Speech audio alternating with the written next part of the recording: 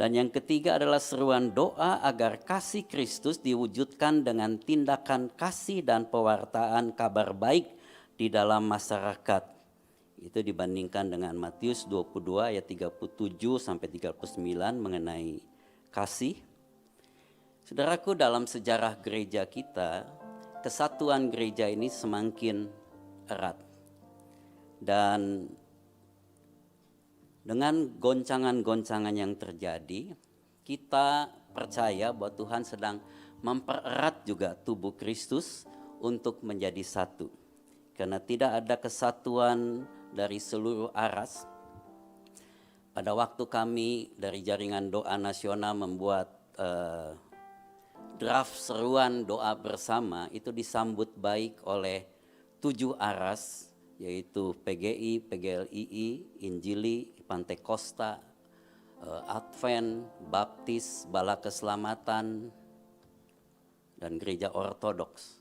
Mereka semua pimpinan-pimpinan menyambut baik dan mulai dibagikan. Tanggal 29 Februari yang lalu sudah dibagikan ke seluruh gereja, dan saya mendengar dari Sekretaris Umum PGI bahwa gereja-gereja di bawah PGI menyambut dengan baik.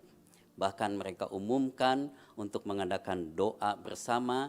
Seruan doa bersama ini adalah dari tanggal 1 Maret sampai tanggal 9 April selama 40 hari. Dan caranya diserahkan kepada gereja-gereja menurut cara mereka masing-masing.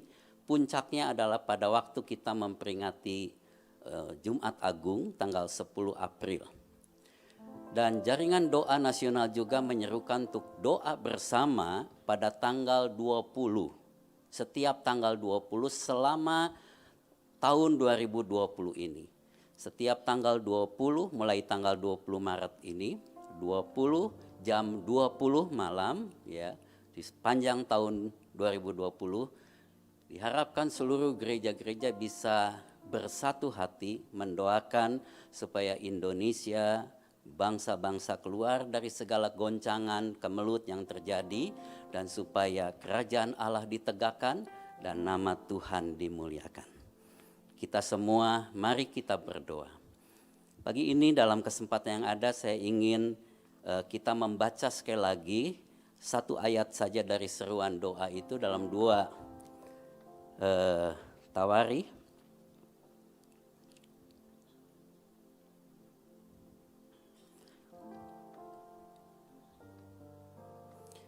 Mari kita baca dalam 2 Tawari 7 ayat 14. Kita baca dari ayat 12 dulu. Ya. 2 Tawari 7 ayat 12 sampai 14, saya mengundang kita sama-sama membacanya. 2, 3.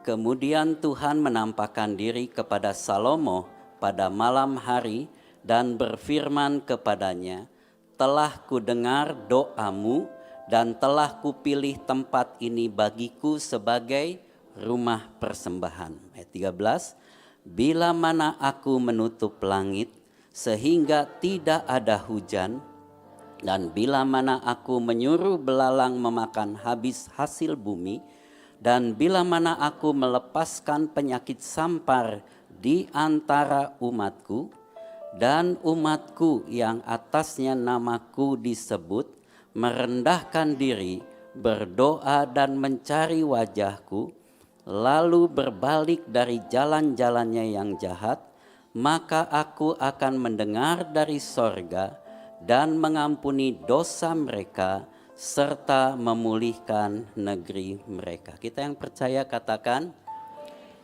Seringkali kita hanya mengambil ayat 14-nya saudaraku, tetapi tadi ayat-ayat yang kita baca itu menjadi satu kesatuan.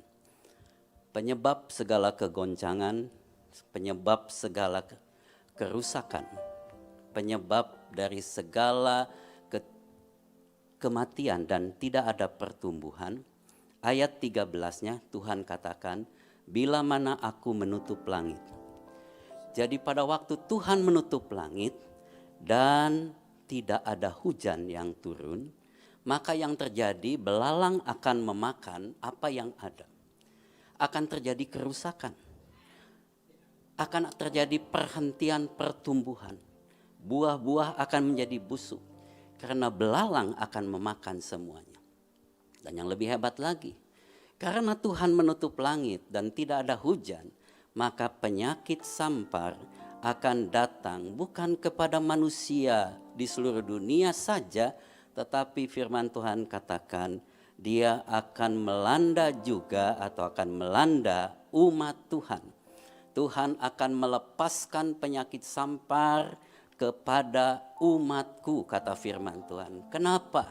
Sebab tidak ada hujan. Sebab langit Tuhan tutup. Kalau begitu alangkah pentingnya kita meminta hujan dari Tuhan. Supaya tumbuh-tumbuhan itu bisa tumbuh. Gereja Tuhan kita semua juga diibaratkan seperti tumbuh-tumbuhan. Yesus katakan aku adalah pokok anggur yang benar dan kalian adalah carang-carangnya. Oleh sebab itu saya teringat satu doa, satu permintaan yang dinaikkan oleh Zakaria. Zakaria pasal 10 ayat 1 dikatakan begini. Zakaria 10 ayat yang pertama. Zakaria pasal yang ke-10 ayat yang pertama. Mari kita baca sama-sama lagi. 2, 3. Mintalah hujan daripada Tuhan pada akhir musim semi. Tuhanlah yang membuat awan-awan pembawa hujan deras, dan hujan lebat akan diberikannya kepada mereka, dan tumbuh-tumbuhan di padang kepada setiap orang. Yang percaya katakan, saudaraku, di akhir zaman ini kita harus punya satu permintaan kepada Tuhan yang kelihatannya akan menjadi permintaan yang sangat penting dan sangat pokok dalam kehidupan kita. Kenapa firman Tuhan tidak berkata mintalah kekayaan, mintalah kekuatan, mintalah kesehatan, mintalah segala macam yang mungkin kita perlukan di zaman ini. Tetapi Zakaria katakan mintalah hujan. Karena dengan ada hujan akan ada pertumbuhan. Dengan adanya hujan akan ada kehidupan. Dengan adanya hujan akan ada buah-buah yang dihasilkan. Di dalam kitab Kejadian pasal 2 ayat 4 dan 5 dikatakan begini. Kejadian 2 ayat 4 dan 5. Demikianlah riwayat langit dan bumi pada waktu diciptakan. Ketika Tuhan Allah menjadikan bumi dan langit. Ayat 5. Belum ada semak apapun di bumi. Belum timbul tumbuh-tumbuhan apapun di padang. Kenapa penyebabnya? Sebab Tuhan Allah belum menurunkan hujan ke bumi. Dan belum ada orang yang mengusahakan tanah itu. Tanpa hujan tidak akan ada kehidupan. Tanpa hujan tidak akan ada pertumbuhan. Tanpa hujan tidak akan ada perkembangan. Tanpa hujan bahkan lama-kelamaan akan menjadi kering, retak, terpecah, belah, dan bahkan terjadi kematian. Kekayaan, kemakmuran, harta benda, kekuatan, jabatan, tanpa hujan yang datang akan jadi kering, merana, dan mati. Dan hujan itu adalah curahan Roh Kudus, amin. Hujan itu adalah kuat kuasa dan urapan Roh Kudus. Yesaya 44 ayat 1 sampai 4 katakan begini. Yesaya 44 ayat 1 sampai 4. Mari kita baca sama-sama ayat-ayat ini. 2, 3. Tetapi sekarang dengarkanlah hai Yakub hambaku dan hai Israel yang telah kupilih. Demikianlah firman Tuhan yang menjadikan engkau, yang membentuk engkau sejak dari kandungan dan yang menolong engkau. Janganlah takut hai hambaku Yakub dan hai Yesurun yang telah kupilih. Sebab aku akan mencurahkan air ke atas tanah yang haus dan hujan lebat ke atas tempat yang kering. Aku akan mencurahkan rohku ke atas keturunanmu dan berkatku ke atas anak-anak cucu-cucumu. Mereka akan tumbuh seperti rumput di tengah-tengah air, seperti pohon-pohon gandarusa di tepi sungai. Saudaraku, kehidupan rohani yang kering, Kehidupan rohani yang tidak bersemangat, penyebabnya karena hujan tidak turun lagi. Pertumbuhan yang mandek, kesatuan yang mulai ditinggalkan, keakuan, egoisme, kepentingan diri sendiri yang makin merebak. Penyebabnya karena hujan tidak turun lagi. Kita memerlukan hujan turun, supaya hujan itulah yang membawa kekuatan. Kita memerlukan Roh Kudus di akhir zaman ini. Bahkan Zakaria katakan, mintalah hujan akhir itu. Hujan akhir itu yang akan membawa penuaian besar, yang akan membawa buah-buah. Sehingga lagu lama katakan, gandum di gudang, gandum di gudang. Kita bawa gandum ke gudang Allah. Biarlah gereja-gereja Tuhan mempersiapkan lumbung-lumbung untuk suatu panen raya yang besar. Kegoncangan-kegoncangan yang ada menyebabkan umat Tuhan dalam 2 Tawari tadi bersatu dan berdoa kepada Tuhan. Mengangkat hatinya kepada Tuhan untuk meminta supaya hujan turun di tengah-tengah bangsa kita. Amin, saudaraku. Kembali kepada 2 Tawarikh 7 ayat 12 sampai 14. Apa yang umat Tuhan harus lakukan? Di ayat ini dikatakan, yang pertama kuncinya di ayat ke-14, biarlah umat Tuhan itu merendahkan diri. Kata merendahkan diri di sini itu sama dengan kata menaklukkan diri di hadapan Tuhan. Seperti seseorang yang ditawan, dia takluk. Dia menjadikan Tuhan adalah penguasa di atas segala-galanya. Tuhan tadi kita dengar, dia yang menguasai langit dan bumi. Dan kita harus takluk kepada Tuhan.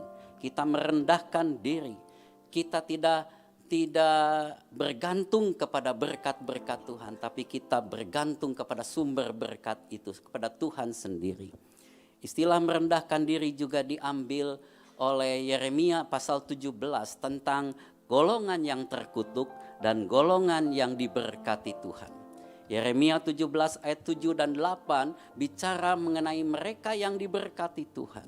Dan 2 kelompok ini juga digambarkan seperti tanaman. Yang dikutuk digambarkan seperti tanaman semak bulus yang kering. Tetapi yang diberkati Tuhan digambarkan seperti pohon yang ditaruh di tepi aliran air sungai. Selalu mendapatkan air kehidupan itu. Dan firman Allah katakan, diberkatilah orang yang mengandalkan Tuhan. Yang hatinya mendekat sama Tuhan. Yang mempunyai pengharapannya kepada Tuhan. Di tengah-tengah kegoncangan saat ini, baik kegoncangan karena penyakit, kegoncangan karena ekonomi yang makin lama makin sulit. Biarlah kita selalu mengandalkan Tuhan. Biarlah hati kita selalu punya pengharapan kepada Dia. Biarlah hati kita semakin mendekat kepada Tuhan. Karena orang yang terkutuk menurut Yeremia pasal 17 adalah orang yang mengandalkan kekuatannya. Mengandalkan dirinya sendiri. Mengandalkan orang lain. Dan hatinya menjauh dari Tuhan. Mungkin pada saat ini kita sedang mengalami kegoncangan itu.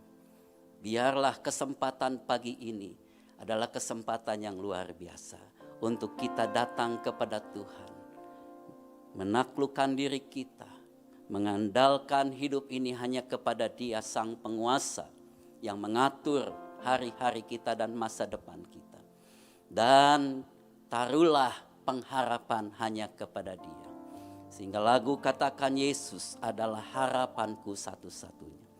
Dan kita percaya kita akan termasuk kelompok yang diberkati. Seperti pohon yang bertumbuh dan berbuah lebat. Yang kedua adalah berdoa dan mencari wajah Tuhan. Bukan doa hanya meminta, tetapi doa yang mencari wajah Tuhan. Doa yang masuk dalam hadirat Tuhan. Dan saya bersukacita pagi ini saya merasakan kita ada dalam hadirat Tuhan. Amin. Biarlah setiap pribadi merindukan bertemu muka dengan Tuhan. Merindukan bisa bertemu secara pribadi dengan Dia. Pada waktu kita merendahkan diri, mengandalkan Tuhan, berdoa, memuji, menyembah, dan merindukan Tuhan dalam hidup kita. Seperti Alkitab katakan, kita mencari wajah Tuhan. Maka Tuhan akan merubah hidup ini. Sehingga kita akan meninggalkan perbuatan-perbuatan yang jahat. Seringkali banyak perbuatan-perbuatan kita, seringkali kita rasa biasa-biasa saja. Tetapi itu jahat di mata Tuhan. Pada waktu kita datang dan mencari wajah Tuhan, maka kita akan bertobat yang sungguh-sungguh. Kita akan berbalik, meninggalkan perbuatan kita yang jahat. Akibatnya Tuhan akan mendengar segala permintaan kita dari sorga. Yang percaya bahwa Tuhan akan mendengar permintaan kita, katakan amin. Yang kedua, Dia akan mengampuni dosa-dosa kita. Yang percaya segala kesalahan kita, kekurangan kita, ketidaksempurnaan kita, Tuhan akan ampuni, katakan. Dan yang ketiga, Dia akan pulihkan negeri kita. Kisah Rasul pasal 3 ayat 21 katakan begini. Kisah Rasul pasal 3 ayat 21, mari kita baca sama-sama. 2, 3. Kristus itu harus tinggal di sorga sampai waktu pemulihan segala sesuatu. Seperti yang difirmankan Allah dengan perantara nabi-nabinya yang kudus di zaman dahulu. Kita rindu bahwa Tuhan segera datang. Tapi Alkitab katakan Tuhan itu harus tetap tinggal di sorga sampai waktu pemulihan segala sesuatu.